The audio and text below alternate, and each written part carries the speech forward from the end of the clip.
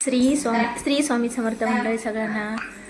मला तर आज सकाळी सकाळीच ओवीवरती आलती आणि सकाळी सकाळी मस्त डान्स करता करता काहीतरी मागत होती मला आणि ती खाली गेल्याच्या नंतर मी आता पटकन स्वयंपाकाला लागले. आता इथे मी आज फ्लावरची भाजी करते.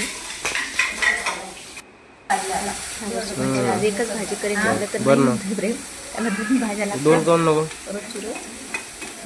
पटपट स्वयंपाकावर सकाळी आज थोडा उठायला उशीर झाला, वाटत नाही भाजी होते त्याच्यामुळे आज थोडं पटपट घेतले. वाटत नाही भाजी, आणखी बरंच काम राहिलेले, कपडे ते सगळेच काम राहिलेले आहे. त्याच्यामुळे आज पटपट आवरून घेते. आता किचन कट्टाही साफ करायचं आहे, सगळंच भाज्या तिथे माझ्या पोळ्या झालेल्या आहे, भाजी झालेली आहे. आता लगेच किचन साफसूफ करून घेते.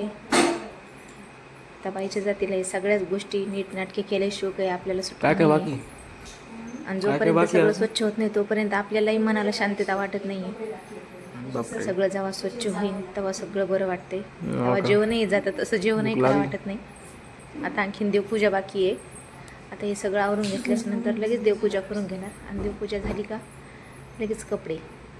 कारण सकाळी 6 ते 12पर्यंत असा 5 मिनटंही हात रिकामा राहत नाही, फुल काम चालू राहते. 5 मिनटं बसायलाही टाईम नाही आहे. आता इथे लगेच देवपूजा करून घेऊ, कारण देवपूजालाही अर्धा ते पाऊण तास देवपूजाला जातो आहे.